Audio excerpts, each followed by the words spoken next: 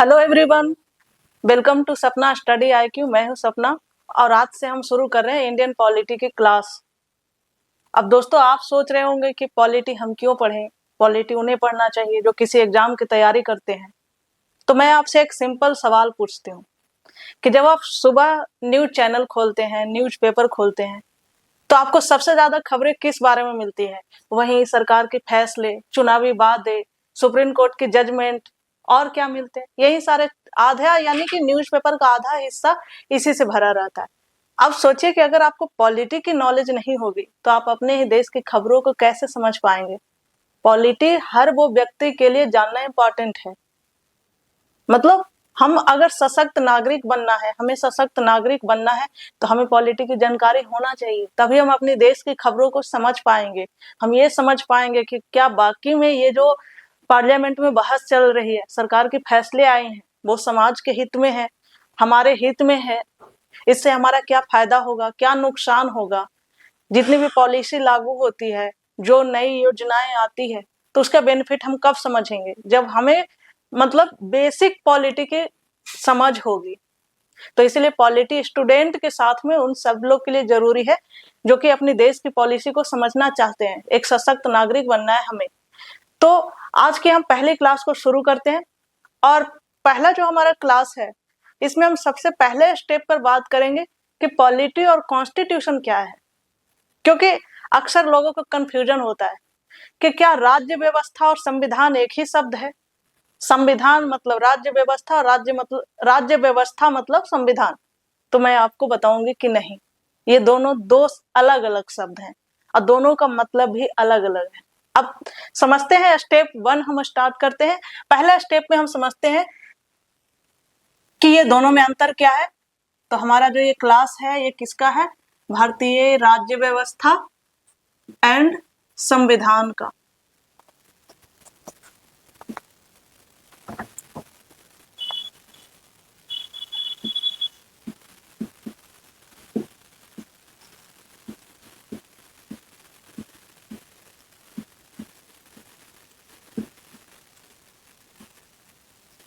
इसे इंग्लिश में क्या कहते हैं? इंग्लिश में इसे कहेंगे इंडियन पॉलिटी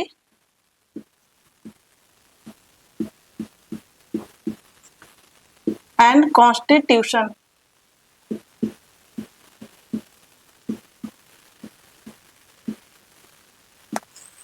तो सबसे पहले हम ये समझते हैं कि कॉन्स्टिट्यूशन क्या है।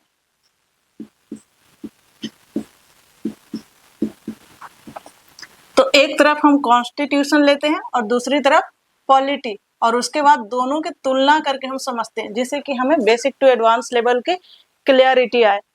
तो सबसे पहले सिंपल एक शब्दों में अगर कोई मुझसे पूछे कि आसान भाषा में बताइए जिससे बच्चा भी समझे कि संविधान क्या है, तो मैं कहूंगी कि संविधान वो किताब है जिसमें नियम बनाए गए हैं कि भारत की शासन कैसे चलेगी।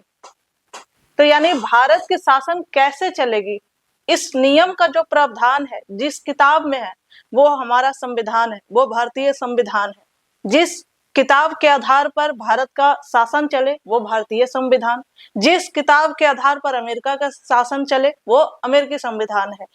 तो सबसे पहले हमने क्या देखा कि संविधान क्या है। तो संविधान एक लिखित दस्तावेज है।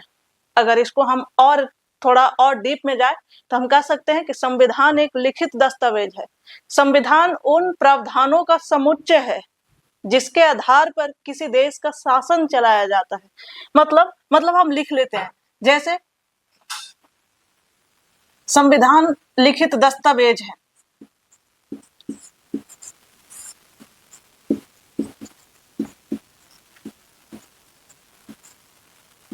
इसमें नियम कानून बनाए गए हैं।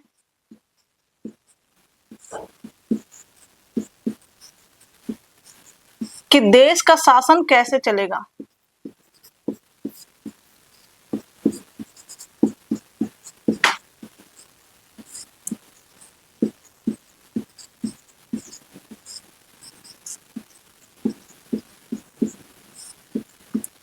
तो ये सैद्धांतिक बातें हैं कि देश का शासन कैसे चलेगा, सरकार कैसे काम करेगी, सरकार कैसे बनेगी, और हम यानी नागरिक इस पूरी व्यवस्था में कहाँ फिट बैठते हैं। लेकिन राज्य व्यवस्था क्या है? तो राज्य व्यवस्था इन्हीं नियमों एंड प्रयोगों का व्यवहारिक रूप है। जो ये सैद्धांतिक रूप में है, इसको जमीन पर अगर लागू करते हैं तो वो क्या होता है? पॉलिटी। तो हम आसान शब्दों में कह सकते हैं कि सैद्धांतिक रूप में जो लिखित दस्तावेज है जिसके आधार पर भारत का शासन चलाया जाता है वो संविधान है, और जमीनी स्तर पर जो प्रावधान लागू होते हैं वो राज्य व्यवस्था है। तो अब हम कुछ डायग्राम के माध्यम से इसके कुछ अंतर दे करके दोनों को समझने का प्रयास करते हैं ताकि हमें बेहतर से समझ में आए। तो हम सबसे पहले देखते हैं कि इन दोनों का स्वरूप में क्या अंतर है, यानी इनका नेचर में क्या अंतर है। तो कॉन्स्टिट्यूशन का नेचर कैसा है? तो ये लिखित दस्तावेज है।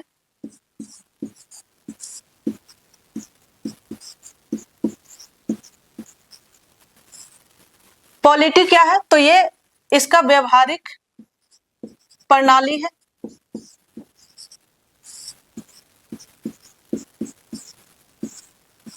अगर हम इसके कंटेंट की बात करें कि इन दोनों के कंटेंट में क्या क्या शामिल है, अगर हम इसकी विषय वस्तु की बात करें,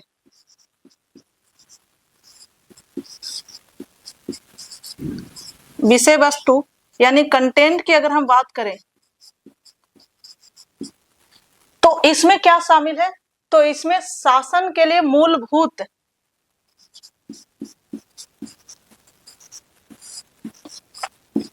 शासन के लिए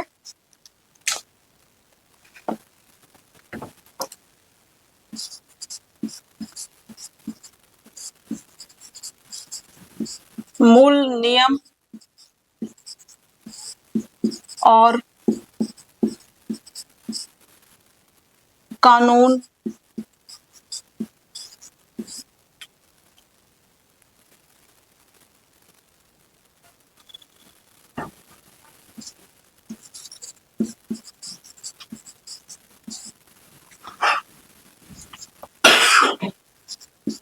और अधिकार बताए गए हैं। कानून और अधिकार बताए गए हैं। तो ये जो शासन के लिए मूल नियम है, कानून है, अधिकार है, तो ये सब इसका विषय वस्तु है। लेकिन इसमें जब हम बात करें तो इसका क्या है? इसी का व्यवहारिक रूप। जैसे अगर इसका एग्जाम्पल हम देखें तो इसमें जैसे कि राष्ट्रपति का चुनाव कैसे होगा,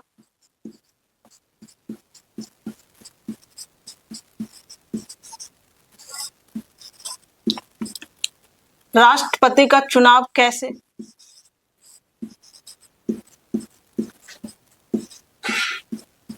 संसद कैसे काम करेगी, संसद कैसे काम करेगी,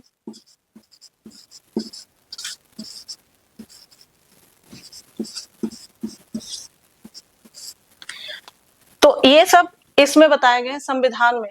लेकिन इसका इन संवैधानिक प्रावधानों का व्यवहारिक प्रयोग जमीनी स्तर पर कैसे काम कर रही है, कैसे व्यवहार में इन प्रणालियों को लागू हो रहा है, तो इसका व्यवहारिक जो प्रयोग है, व्यवहारिक प्रक्रिया है लागू करने की, नीतियां जो है, नीतियां, नियम और समाज से इसका संबंध है।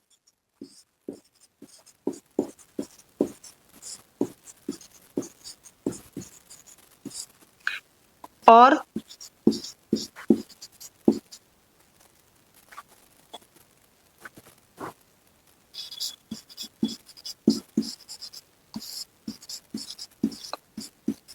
समाज से इसका संबंध है, कैसा है, तो ये सब इसके विषय वस्तु में शामिल है।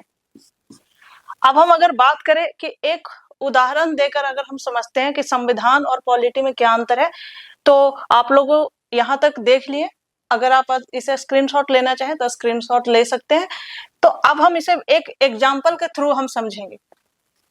नेक्स्ट पॉइंट को लिखने के लिए हमें इसे मिटाना पड़ रहा है ताकि आपको साफ साफ दिखाई दे। अगर मैं नीचे लिखूंगी ज्यादा तो हो सकता है कि आपको साफ दिखाई ना दे, इसलिए मुझे मिटाना पड़ रहा है। तो सबसे पहले एक उदाहरण हम लेते हैं। संविधान और पॉलिटी को समझने के लिए हम एक उदाहरण लेते हैं। जैसे संविधान में एक अनुच्छेद है, अनुच्छेद 14। अनुच्छेद 14 क्या कहता है? क्या कहता है कि सभी को समानता का अधिकार है।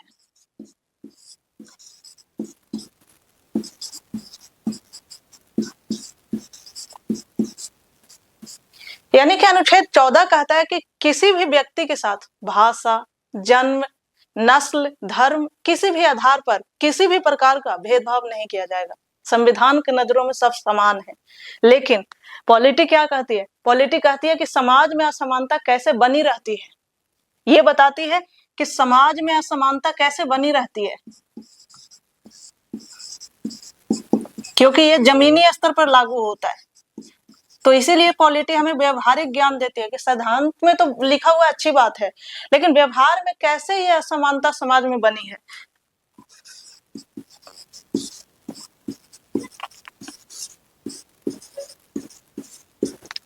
अब अगर हम बात करें कि ये समानता के अधिकार को लागू करने के लिए अगर इसे लागू किया जाएगा तो इसमें क्या होगा, व्यवहार में क्या होगा, आरक्षण नीति आएगी। बीच में क्या आएगा, आरक्षण नीति, दलित राजनीति होती है,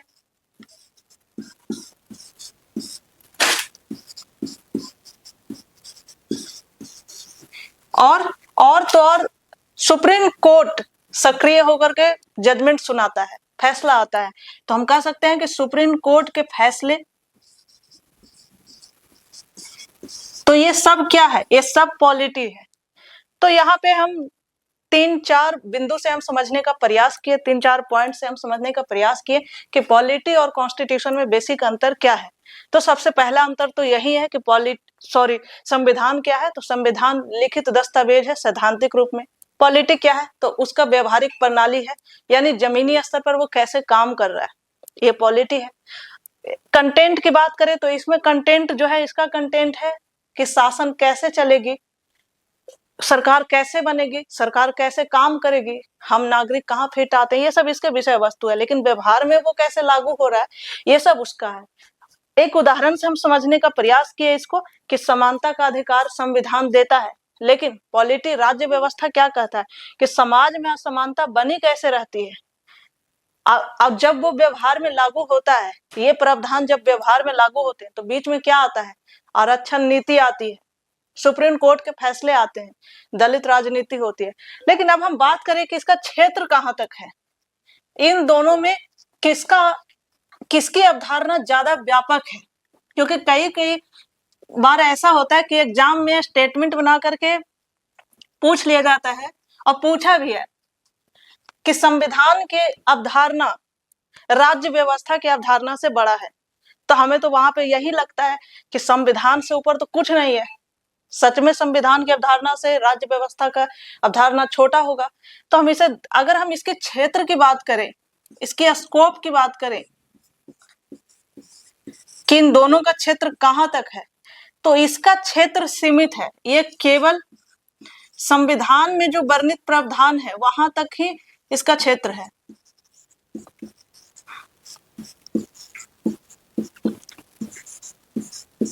संविधान में वर्णित प्रावधान तक। लेकिन इसका जो क्षेत्र है पॉलिटी यानी राज्य व्यवस्था का, इसके अवधारणा व्यापक है। इसमें क्या क्या शामिल है, तो इसमें है संविधान प्लस राजनीति,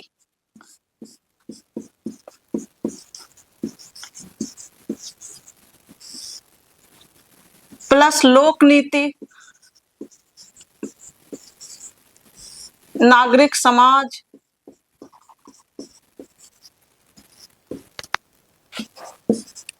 और क्या है, प्रशासन, चुनाव,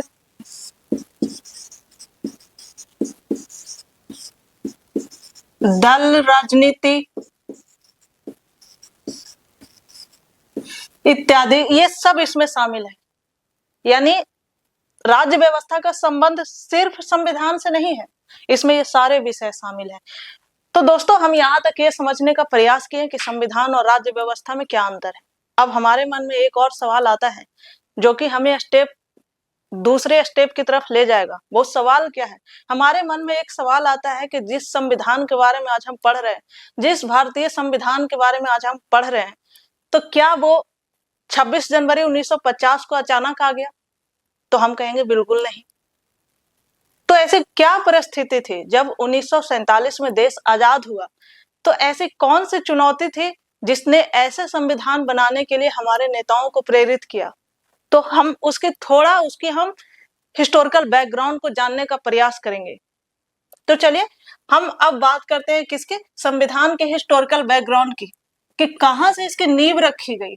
आज इतना स्पष्ट संविधान, व्यापक संविधान जो हमारे सामने है, जिससे ऊपर कोई नहीं है। संविधान शक्ति का मानचित्र है, यानी कि हमारे देश में राष्ट्रपति का शासन चलता है, प्रधानमंत्री का शासन चलता है, और हमारे देश में सुप्रीम कोर्ट के फैसले भी चलते हैं। अगर जिला स्तर पर बात करें तो डीएम का आदेश भी चलता है, लेकिन इन सभी का फैसला संविधान से ऊपर नहीं होगा। ये सभी का फैसला संविधान के दायरे में रह करके ही होगा, यानी संविधान से ऊपर कोई नहीं है। सबका एक शक्ति निर्धारित है कि इसकी शक्ति कहां तक होगी। केंद्र और राज्यों का बंटवारा, इसकी भी शक्ति निर्धारित है कि कहां तक, किस विषय पर केंद्र कानून बनाएगा, किस विषय पर राज्य कानून बनाएगा। ये सब का बंटवारा हमें कहाँ मिलता है, संविधान में मिलता है। तब हम जानते हैं कि इसका हिस्टोरिकल बैकग्राउंड क्या है।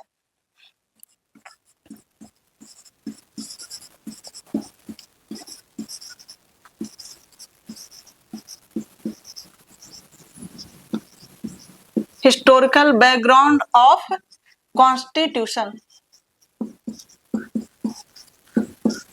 तो सबसे पहले हम ये जानते हैं कि हमारे सामने जब 1947 में देश आजाद हुआ तो क्या परिस्थिति थी जिसने ऐसे संविधान बनाने के लिए हमारे नेताओं को प्रेरित किया। तो सबसे पहले अगर हम देखते हैं कि इसके सबसे पहला नींव कहां से रखा गया, जैसे आप में से बहुत सारे लोगों ने पढ़े होंगे रेगुलेटिंग एक्ट 1773। लेकिन हमारे मन में यह सवाल आता है कि रेगुलेटिंग एक्ट 1773 से संविधान का क्या लिंक है, इससे भारतीय संविधान का क्या लिंक है। तो हम उसको बात करते हैं। जैसे कि 1773 ईस्वी तक, यानी 18वीं सदी तक जो कंपनी थी, ईस्ट इंडिया कंपनी थी, वो ना केवल व्यापारिक कंपनी थी, बल्कि 1773 ईस्वी आते आते वो एक राजनीतिक शक्ति बन गई थी। वो क्या क्या कर रही थी, वो राजस्व भी वसूलने लगी थी, शासन भी कर रही थी, और तो और वो व्यापार भी कर रही थी। तो जब 1757 ईस्वी में प्लासी का युद्ध हुआ, 1757 प्लासी का युद्ध है, और 1764 बक्सर का युद्ध है। तो बक्सर के युद्ध के बाद जो ईस्ट इंडिया कंपनी है,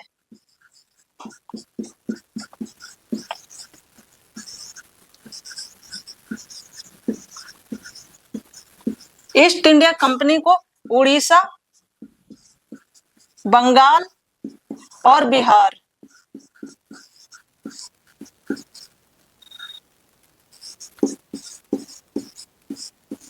तो ईस्ट इंडिया कंपनी ने उड़ीसा, बिहार और बंगाल, इन तीनों का राजस्व वसूलने का अधिकार भी ले लिया। यानी कंपनी अब क्या क्या कर रही है, कंपनी शासन भी चला रही है और राजस्व वसूली कर रही है, रेवेन्यू कलेक्शन कर रही है, और क्या कर रही है, व्यापार भी कर रही है।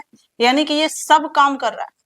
लेकिन यहाँ पे समस्या उत्पन्न तब होती है कि इसके ऊपर किसी भी तरीका का कोई चेक चार्ज नहीं था, किसी भी तरीका का कोई निगरानी नहीं था। इसका परिणाम क्या हुआ, इसका परिणाम नतीजा क्या हुआ कि इसके जो अधिकारी थे उनमें भ्रष्टाचार भर गया, कुप्रथाएं भर गई, अराजकता फैल गई भारत में। और इसकी आलोचना इंग्लैंड में भी हुई कि ईस्ट इंडिया कंपनी जो व्यापार करने गई थी अब वो साम्राज्य चला रही है। तो इस तरीका से आलोचनाएं भी होने लगी इसकी। अब ब्रिटिश संसद को लगा कि ईस्ट इंडिया कंपनी पर सीधे नियंत्रण जरूरी हो गया है, तभी आया 1773 का रेगुलेटिंग एक्ट। तो इसकी ये बैकग्राउंड थी 1773 का रेगुलेटिंग एक्ट लाने की, कि किस तरीका से कंपनी ने अराजकता फैलाई भारत में, और इंग्लैंड में भी इसकी शिकायत होने लगी। तब क्या आया, तब ब्रिटिश संसद ने कहा कि अब कंपनी पर सीधे नियंत्रण जरूरी हो गया है, और इसी के तहत आया रेगुलेटिंग एक्ट।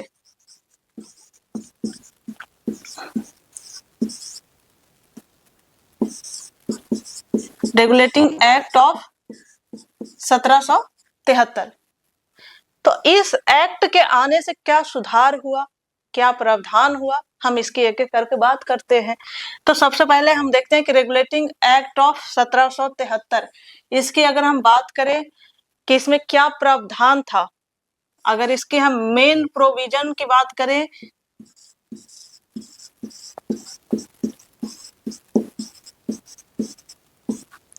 मुख्य प्रावधान, अगर इसको हम देखें कि इसमें क्या क्या व्यवस्था की गई,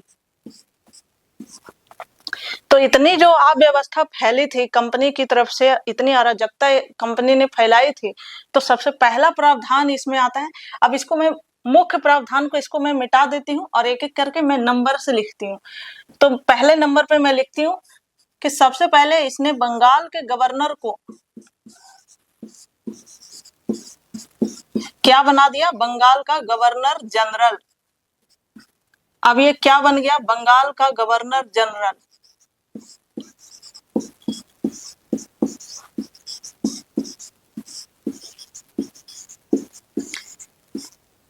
तो इसमें पहला प्रावधान किया गया कि जो बंगाल के गवर्नर था उसको क्या बना दिया गया, बंगाल का गवर्नर जनरल। अब नया पद मिला, नई ओहदा मिला, इसकी शक्ति नहीं मिली, तो अब क्या हुआ कि कहीं फिर से ये तानाशाह ना हो जाए, तो इसके लिए क्या व्यवस्था किया गया, इसके लिए व्यवस्था ये किया गया। हाँ, एक बात और इम्पोर्टेंट है कि ये जान लेना कि बंगाल का पहला गवर्नर जनरल कौन बना, तो सबसे पहला बना वॉरेन हेस्टिंग्स। ये याद रखिएगा क्योंकि ये दोनों क्वेश्चन किसी न किसी स्टेट पीसीएस में या फिर किसी भी एग्जाम में, यहाँ तक कि यूपीएससी में भी पूछा गया ये क्वेश्चन है कि किस रेगुलेटिंग एक्ट के तहत बंगाल के गवर्नर को बंगाल का गवर्नर जनरल बना दिया गया। तो कौन सा एक्ट था, रेगुलेटिंग एक्ट ऑफ 1773। ये भी क्वेश्चन पूछा गया है कि रेगुलेटिंग एक्ट ऑफ 1773 के तहत सबसे पहला गवर्नर जनरल किसे बनाया गया, वॉरेन हेस्टिंग। ठीक है, तो अब हम सेकंड प्रावधान पे आते हैं कि सेकंड प्रावधान क्या किया गया। तो सेकंड में था कि गवर्नर जनरल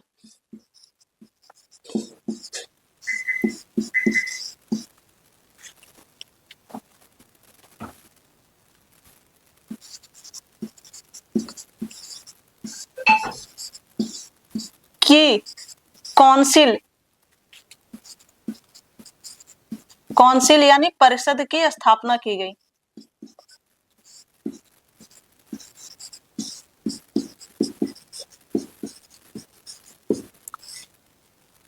दूसरा प्रावधान किया गया कि गवर्नर जनरल की परिषद की स्थापना की गई। इसमें कितने सदस्य थे, इसमें 4 सदस्य थे।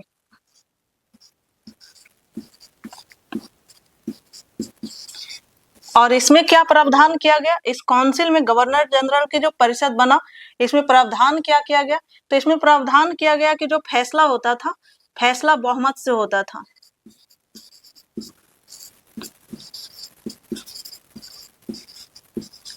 यानी कि 4 सदस्य, 4 + 1 = 5, यानी कि गवर्नर जनरल, ये एक गवर्नर जनरल, तो यानी कि 3 सदस्य जिस भी फैसले को एग्री करेगा वही फैसला लागू होगा।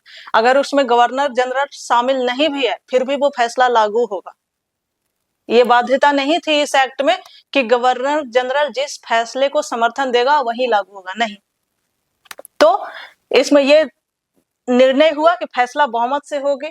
दूसरा इसमें प्रावधान क्या था, इसमें प्रावधान ये था कि अगर गवर्नर जनरल उस फैसले में शामिल नहीं भी है, अगर उस फैसले से एग्री नहीं भी करता है फिर भी वो फैसला लागू होगा, अगर वो 3 सदस्य, जो 3 सदस्य हैं, अगर वो उस फैसले को मंजूरी देते हैं।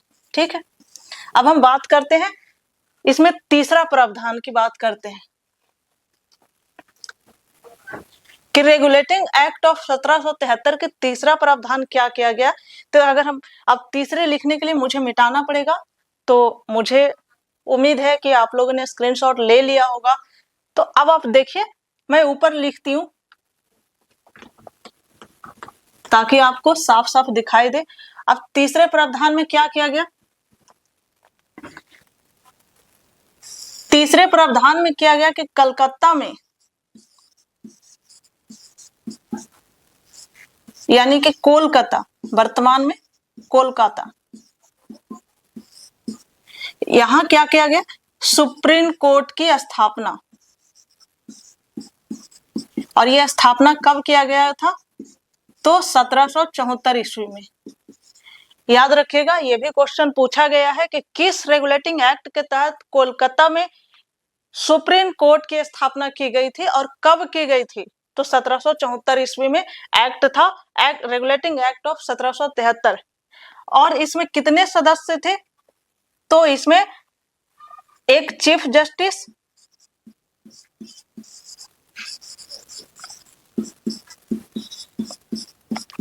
प्लस 3 जजेस थे। और ये जो जजेस की नियुक्ति थी, इन जजों की नियुक्ति कौन करता था? कौन इनकी नियुक्ति करती थी? कंपनी करती थी या फिर क्राउन करता था? क्योंकि अगर हमसे स्टेटमेंट में क्वेश्चन में ये लिख दे कि जो सुप्रीम कोर्ट में, सॉरी, कलकत्ता में जो जिस सुप्रीम कोर्ट की स्थापना की गई थी, उस जजों की नियुक्ति कंपनी करती थी, ईस्ट इंडिया कंपनी करती थी, तो ये बात गलत हो जाएगा। इसकी नियुक्ति कौन करती थी? क्राउन करता था, यानी ब्रिटेन का राजा। क्राउन यानी ब्रिटेन का राजा। तो अब एक बात यहां से स्पष्ट हो गई कि जो क्राउन था, राजा था, अब वो जुडिशियरी पर यानी कि न्यायपालिका पर भी अपना वर्चस्व स्थापित कर लिया था। न्यायपालिका पर क्राउन का वर्चस्व स्थापित हो गया। और अगर एक बात ये भी बहुत इंपॉर्टेंट हो जाती है कि पहले चीफ जस्टिस कौन बने, तो पहले चीफ जस्टिस की अगर हम बात करें तो वो थे एलिजाह इम्फे। एलिजाह इम्फे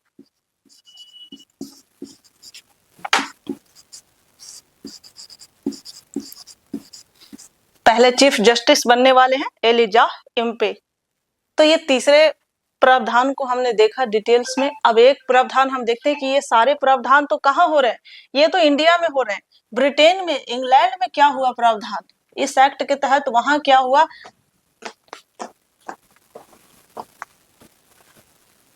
तो ब्रिटेन में नियंत्रण की बात करें अगर हम, ब्रिटेन में, कि इस प्रावधान के तहत ब्रिटेन में क्या नियंत्रण हुआ?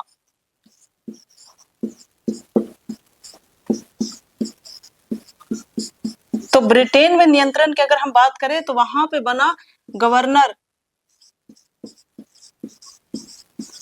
Governor of directors.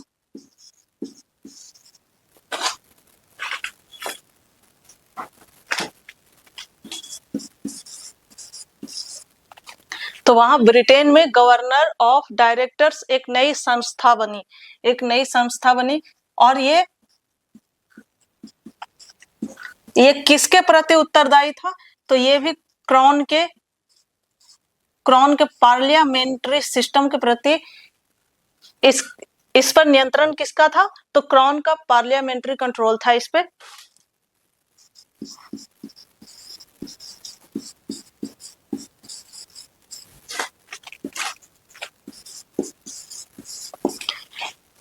तो जो ब्रिटेन में इस एक्ट के तहत गवर्नर ऑफ डायरेक्टर्स बना, संस्था बनी, उस पर नियंत्रण किसका था? तो उस पर भी नियंत्रण था क्राउन के पार्लियामेंट्री का। ठीक है, तो अब हम यहाँ पे बात करते हैं कि इसी एक्ट के तहत क्या हो गया? इसी एक्ट के तहत यानी कि अब ड्यूल सिस्टम प्रणाली स्थापित हो गया। इसी एक्ट के तहत ड्यूल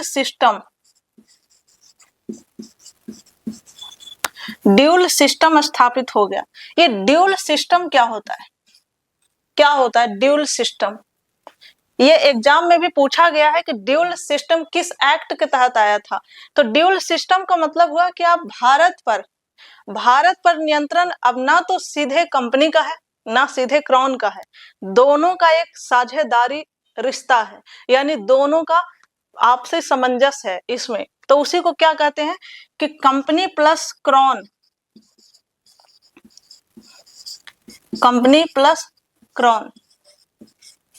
इन दोनों का साझेदारी का नियंत्रण जो स्थापित हुआ भारत पर, उसी को कहते हैं ड्यूल सिस्टम। तो ये बात स्पष्ट हो गई। तो दोस्तों, हमने यहां तक 3 प्रावधानों को समझने का प्रयास किया। पहला प्रावधान कि बंगाल के गवर्नर को बंगाल का गवर्नर जनरल बना दिया गया। दूसरा प्रावधान कि गवर्नर जनरल की परिषद की स्थापना की गई। तीसरा प्रावधान कि कलकत्ता में सुप्रीम कोर्ट की स्थापना की गई, यानी जुडिशरी की नींव रखी गई। चौथा प्रावधान क्या है? चौथा प्रावधान क्या किया गया? चौथा प्रावधान, अब मैं ये पूरे को मिटा देती हूँ ताकि मैं साफ से लिख सकूं, ताकि आपको दिखाई दे साफ तरीके से। तो यहाँ पे चौथा प्रावधान क्या है? चौथा प्रावधान किया गया मद्रास और बॉम्बे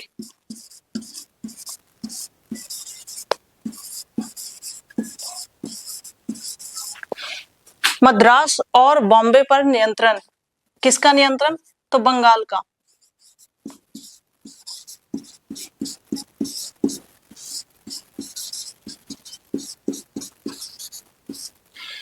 चौथा प्रावधान ये किया गया कि मद्रास और बॉम्बे जो प्रेसिडेंसी थी उसको बंगाल के अधीन ला दिया गया। पहले क्या था? पहले था कि बंगाल, मद्रास और बॉम्बे ये तीनों प्रेसिडेंसी समान दर्जे की थी। लेकिन अब नियम क्या बनाया गया कि अब नियम बनाया गया कि मद्रास और बॉम्बे की जो मद्रास और बॉम्बे के गवर्नर कोई भी संधि या फिर युद्ध बिना बंगाल के गवर्नर जनरल की अनुमति से नहीं कर सकते हैं, यानी कि इसके अधीन ला दिया गया। कोई भी युद्ध या संधि बिना बंगाल के गवर्नर जनरल की अनुमति से नहीं कर सकते हैं। तो चौथा प्रावधान ये था। तो दोस्तों हमने यहाँ तक समझने का प्रयास किया कि कैसे रेगुलेटिंग एक्ट आया, क्या क्या प्रावधान उसमें शामिल थे, और ये पहला ऐसा एक्ट था जो ब्रिटिश सरकार, ब्रिटिश क्राउन और ईस्ट इंडिया कंपनी के बीच कॉन्स्टिट्यूशनल लिंक बनाया। ये पहला एक्ट था जब भारत में ब्रिटिश पार्लियामेंट सिस्टम का प्रत्यक्ष रूप से हस्तक्षेप हुआ। तो ये पहला ऐसा एक्ट था। अगर हम बात करें कि इसके क्या इसको आने से सुधार हो गया, क्या इसके आने से जो अराजकता फैली थी वो सुधार हो गया? तो नहीं। इसका परिणाम क्या हुआ और नतीजा तो और क्या हो गया? नतीजा ये हो गया कि सुप्रीम कोर्ट और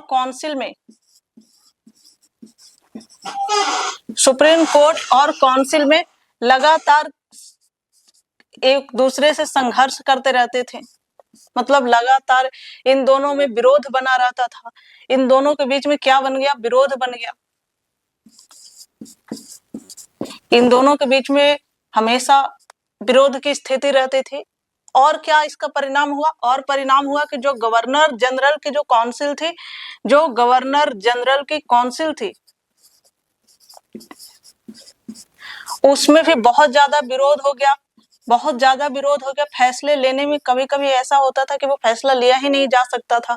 वहां पर भी बहुमत की जो फैसला थी कि बहुमत से फैसला होगी, अगर उस फैसले को अगर गवर्नर जनरल अगर एग्री नहीं करता है फिर भी वो फैसला लागू होगा। तो ये और विरोध का जन्म दे दिया।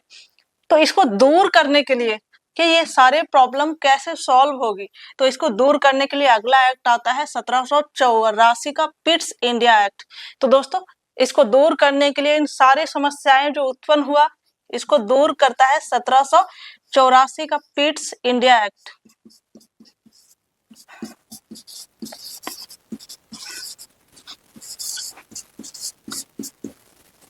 Pitt's India act. तो हमने यहाँ तक समझा कि रेगुलेटिंग एक्ट 1773 क्या है, कैसे वो आया, क्या प्रावधान थे, कैसे वो विफल रहा, उसको दूर करने के लिए अब जो नेक्स्ट एक्ट आएगा वो आएगा 1784 का पिट्स इंडिया एक्ट। तो दोस्तों आगे की जो हमारी क्लास होगी, जो हमारी कल की क्लास होगी, वो होगी पिट्स इंडिया एक्ट की। तो कल की क्लास में हम कोशिश करेंगे कि जो पिट्स इंडिया एक्ट है वहां से लेकर के मतलब आधे पार्ट तक, जैसे 1833 का एक्ट तक हम पूरी कवर करने की कोशिश करेंगे कल की क्लास में। तब तक के लिए थैंक यू, और तब तक के लिए आप पढ़ते रहिए। हाँ, अगर आपको वीडियो पसंद आई हो तो वीडियो को लाइक करिए, शेयर करिए एंड चैनल को सब्सक्राइब करिए। Bye bye.